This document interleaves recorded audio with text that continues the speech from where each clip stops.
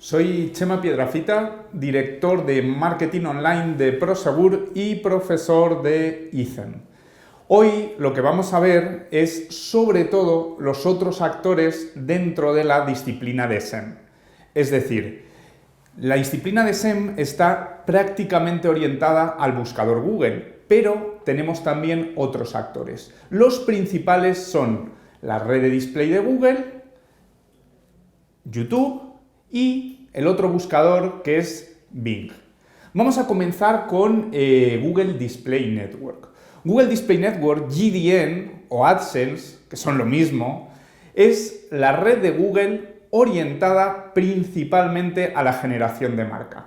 Ahora, más adelante, vamos a hablar sobre todo de sus segmentaciones, como son contextual, ubicaciones gestionadas, behavioral, remarketing, pero antes de eso quiero más o menos explicaros los principales puntos que diferencian a la red de display de Google de otras redes de publicidad en medios de comunicación, en blogs, etcétera, etcétera. Las principales ventajas de la red de display de Google son, por un lado, la gran cantidad de medios de los que dispone. Por ejemplo, medios de comunicación como El Mundo, El País, ABC, Marca, Expansión. Tiene una red importantísima de blogs afiliados, te puedes afiliar siempre mediante la red de AdSense. Y no hay que olvidar que tiene otras páginas como pueden ser el buscador de YouTube, el servicio de correo electrónico Gmail, es decir, tiene mayor visibilidad que cualquier otra red. Otra parte importante de la red de display de Google es que dispone de todos los anunciantes, es decir, hay muchísimos anunciantes que pueden hacer publicidad en otras redes, pero prácticamente todos están haciendo publicidad dentro de la red de Google. Entonces, eso es una ventaja muy importante para los dueños de los periódicos, los dueños de los blogs, los dueños de los portales, porque van a tener una fuente de ingresos extra que va a complementar a las fuentes principales como son las suscripciones, la venta física, etcétera, etcétera. ¿Más ventajas de la red de display de Google? Pues una importantísima es que se paga por clic y no por impresión. Es decir, podemos tener branding gratuito. Todas las impresiones, todas las veces que se imprime nuestro banner, no tendremos que pagar por ellas. Tan solo pagamos por visitas cualificadas. Una vez que hemos visto las principales ventajas de Google Display Network, voy a pasar a enumerar las distintas segmentaciones que tenemos dentro de la red de display. La primera de ellas es la segmentación contextual. La segmentación contextual es la primera que existió. Nada más salir Google como plataforma publicitaria, Google AdWords, comenzaron a hacer display mediante orientación, segmentación contextual. ¿Qué quiere decir contextual? Pues como su propio nombre indica, que compramos una palabra clave, por ejemplo, imaginaros la palabra clave alarma para negocio, y cuando en un periódico, en un blog o en un portal están hablando de las alarmas para negocio, ahí aparecerá nuestro banner. Eso es contextual. Es decir, nosotros compramos una temática o una palabra clave y Google nos va a sacar nuestro anuncio cuando en algún medio de comunicación, en algún blog, en algún portal, pues estén hablando precisamente de esa temática. Entonces, es un impacto ya mucho más cualificado que otras redes en las cuales simplemente estamos comprando a CPM, sin ningún tipo de segmentación. Esa, como os decía, es la primera segmentación que existió, que es contextual. Vamos a hablar ahora de la segunda, llamada ubicaciones gestionadas. En contextual le estamos dando el poder a Google, es decir, es Google el que elige en qué sites vamos a salir. Sin embargo, en ubicaciones gestionadas nosotros tenemos el poder, tenemos la voluntad de elegir en qué sites nos queremos anunciar. Imaginaros, somos, por ejemplo, una tienda online de artículos de golf, ¿no? Entonces, ¿qué es lo que haríamos?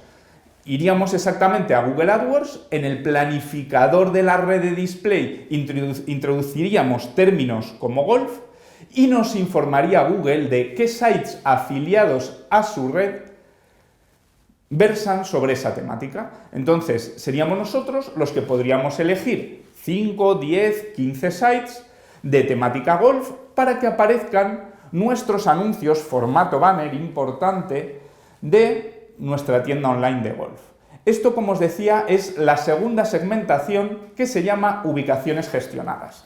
Hasta aquí son las dos opciones de segmentación clásicas de Google. Ahora vienen las más novedosas. La tercera se denomina audiencias, también conocida como behavioral, ya que se basa en el comportamiento de navegación que tenemos los diferentes usuarios. Aquí me gusta decir el gran hermano nos vigila. ¿Por qué? Dentro de audiencias hay, a su vez, dos segmentaciones. La primera se basa en las audiencias afines. ¿Qué son las audiencias afines? Pues imaginaros, yo puedo ser perfectamente una audiencia afín del ciclismo. ¿Qué quiere decir eso?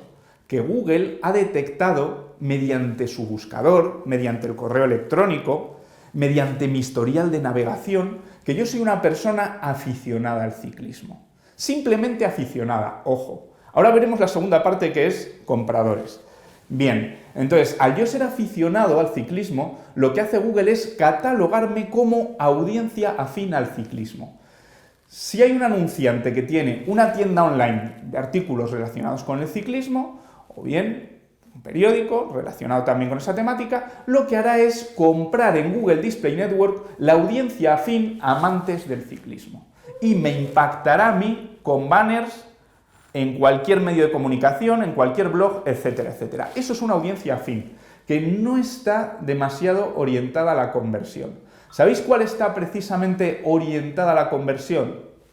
El segundo tipo de audiencia, que es la audiencia de mercado. ¿Qué es una audiencia de mercado? Es una persona que Google detecta que no solo tiene una afición, sino que consume sobre esa afición. Es decir, yo, por ejemplo, soy una audiencia de mercado de la comida para mascotas. ¿Qué quiere decir eso? Que Google detecta que yo estoy comprando constantemente comida para mascotas online, me tiene clasificado como tal, y si un anunciante quiere comprar esa audiencia, me va a impactar a mí como interesado en la compra de comida para mascotas y me va a sacar los banners en cualquier site de su red. Eso es una ventaja bastante importante de Google Display Network.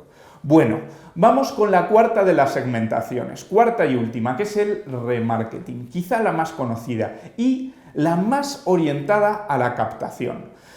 Hasta ahora las que hemos visto, bien, contextual, ubicaciones gestionadas, pues se puede decir que están más orientadas a la generación de marca, es decir, a la parte superior del funnel, donde estamos realmente sembrando.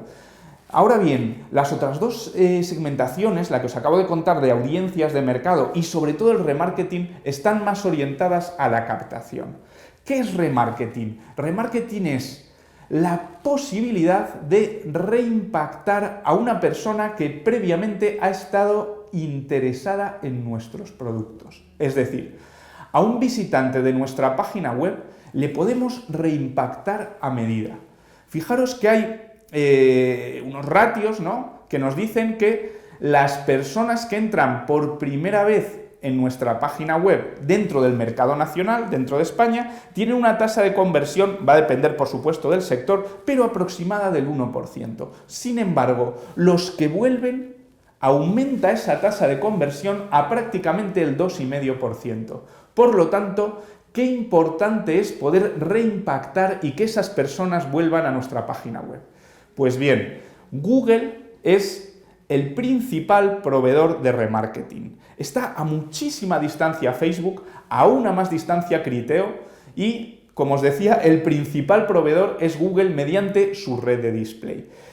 ¿Cómo podemos impactar a través del remarketing? Pues de muchas maneras. Por ejemplo, una persona que ha abandonado el carrito de la compra, podemos ofrecerle un descuento.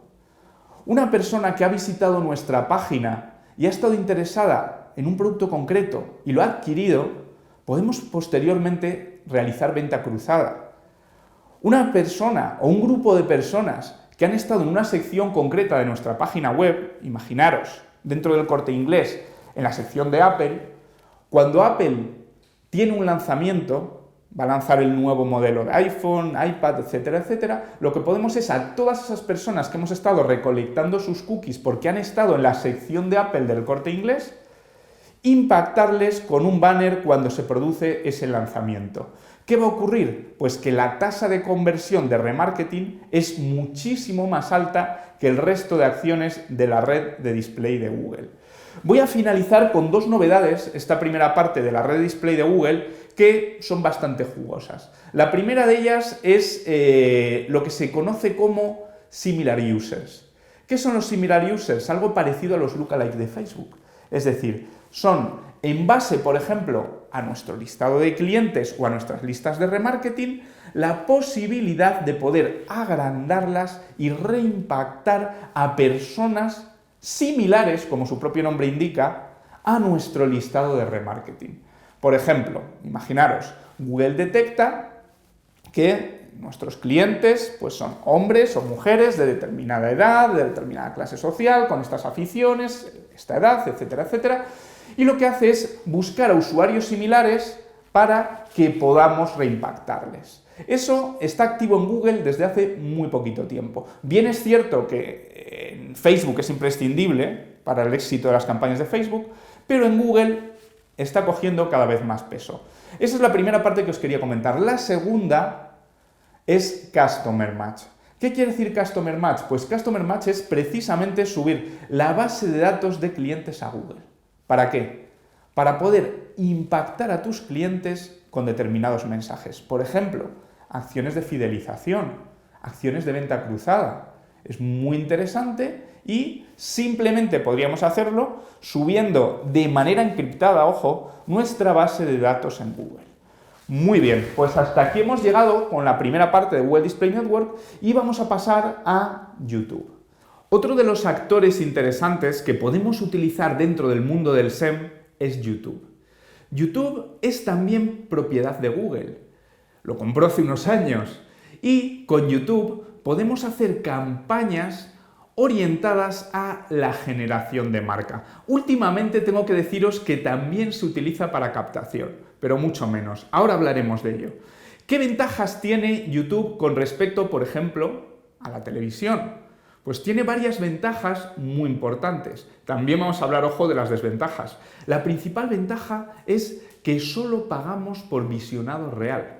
Es decir, cuando a una persona le estamos impactando con el vídeo, que es el vídeo que puede haber antes, durante o después del vídeo que estamos viendo en YouTube, por ejemplo, una canción de los planetas, pues, ¿qué podríamos hacer? Por un lado, segmentarlo y por otro lado, impactarle, como os decía, con uno de estos vídeos llamado pre-roll.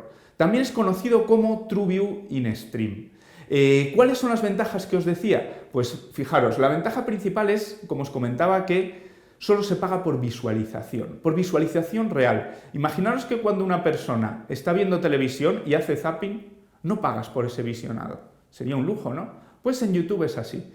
Cuando a una persona le impactas con un vídeo y le da a omitir, no pagas ni un céntimo. Los 5 primeros segundos siempre son gratuitos.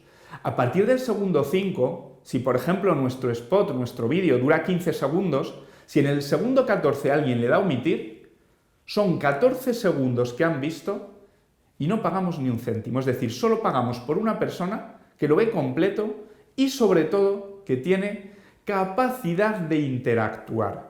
Tenemos un banner que acompaña ese vídeo de YouTube que mediante ese banner podemos derivar a las personas a nuestra página web.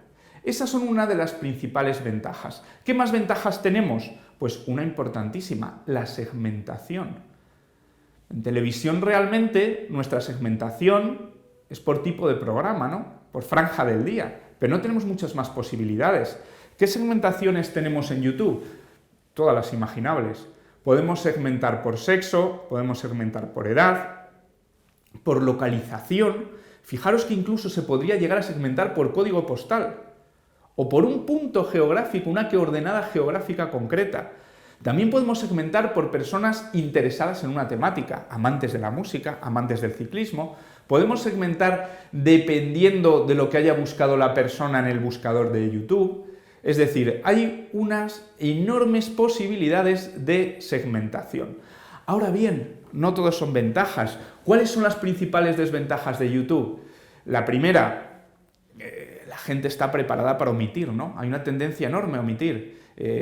Aunque nos interesen los 5 primeros segundos, que ese es uno de los consejos, que se produzca el efecto wow en esos primeros 5 segundos, para que ya la persona vea los 15, 20, 10 segundos del tirón, pero como os comentaba, hay muchas personas que aunque les interesen, están deseando ver su vídeo musical o lo que realmente quieran ver en YouTube y le dan a omitir. Bueno, está bien, oye, no pagamos por ese vídeo, pero tendremos menor visibilidad que en televisión.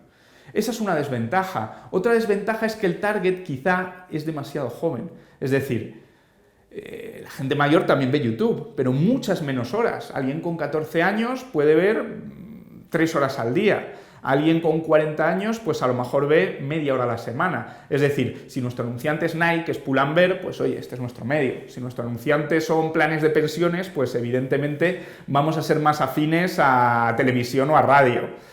Bueno, una vez que os he comentado las principales ventajas y desventajas respecto a la televisión, os quería comentar pues también varias segmentaciones que podemos llevar a cabo dentro de YouTube. La principal acción, como os comentaba, es el True Viewing Stream. ¿Qué es True Viewing Stream? Pues es la posibilidad de a un target concreto orientarlo mediante un presupuesto diario para que pueda visualizar nuestros vídeos dentro del propio buscador, dentro del propio YouTube. Entonces, ¿qué hacemos? Ponemos un presupuesto diario, que puede ser desde incluso 5 euros al día, presupuestos diarios muy bajos, hasta un presupuesto realmente potente, complementario a la televisión. Segmentamos, como bien os decía, por sexo, por edad, por localización, y podemos medir el rendimiento de cada uno de nuestros targets. Es decir, si a hombres mayores de 35 años, aficionados en la economía, les ha interesado, si a mujeres menores de 35 años, aficionadas a la literatura, les ha interesado, etcétera, etcétera, pues podemos balancear los presupuestos, dedicar un presupuesto de una parte hacia otra, y es una ventaja bastante potente sobre la televisión. Esto sería el True Viewing Stream. ¿Qué más posibilidades tenemos? Pues tenemos otro formato que se llama Masthead. El Masthead es prácticamente como un brand day. Es decir, un Masthead realmente es comprar la home de YouTube en un país para una jornada completa. Eso sí que, evidentemente, tiene un coste bastante potente, pues por encima de los 20.000 euros, pero no lo podemos considerar caro. Simplemente es un coste elevado, pero no es caro. ¿Por qué? Porque si luego tenemos en cuenta los millones de usuarios únicos que han visto nuestro spot, que han visitado nuestra página, o la cantidad de cookies que hemos recolectado, es una acción que también es rentable. Ahora bien, al alcance de anunciantes, pues con presupuestos altos. Estas son dos acciones. Hay una tercera acción que es lo que llamamos el SEM de YouTube, que es realmente comprar palabras clave.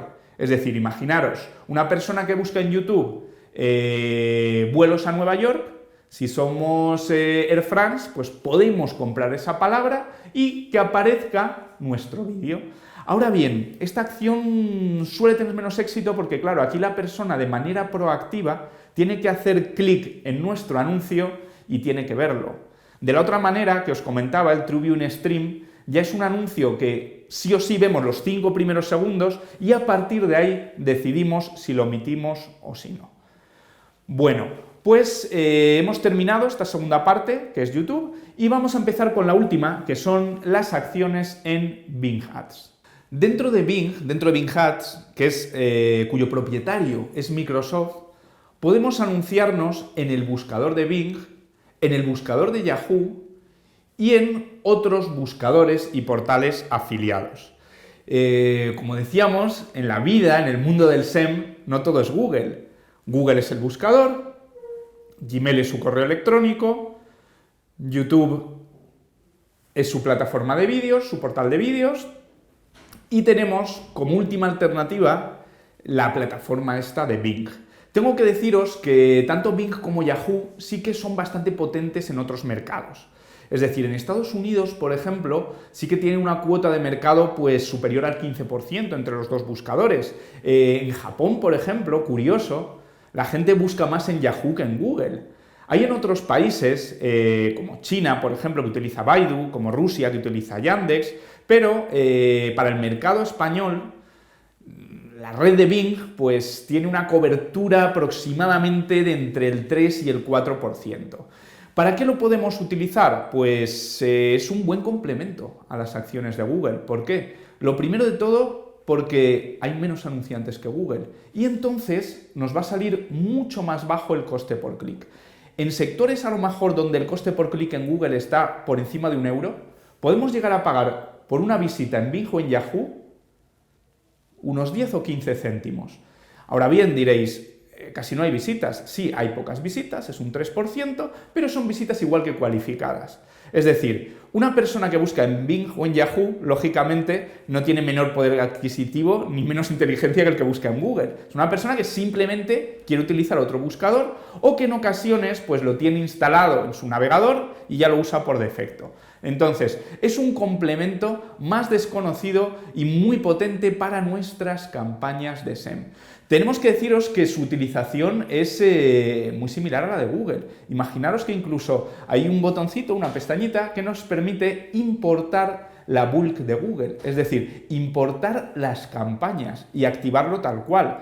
¿Qué tendríamos que hacer? Pues, entre otras cosas, cambiar los presupuestos diarios, bajar las pujas, evidentemente, porque el coste por clic es más barato, y en algunos casos, pues solemos, también esto os lo digo como consejo, solemos apostar por concordancias más restrictivas dentro de la red de Bing. Es decir, apostamos más quizá por la concordancia exacta y de frase que por la concordancia amplia. Otras ventajas, otras características que tiene la red de Bing y de Yahoo, pues podemos utilizar también extensiones de anuncio. Podemos comprar palabras clave tanto de nuestra marca como de genéricos y de la competencia. Podemos utilizar aún anuncios de texto con una longitud superior a la de Google. Entonces, como os decía, siempre y cuando tengamos cubiertas las campañas principales dentro de Google, es una muy buena acción el abrir una pequeña cuenta con un presupuesto pues, mínimo, porque tampoco da para mucho más, y obtendremos un retorno de la inversión bastante más fuerte que en otras acciones de marketing digital.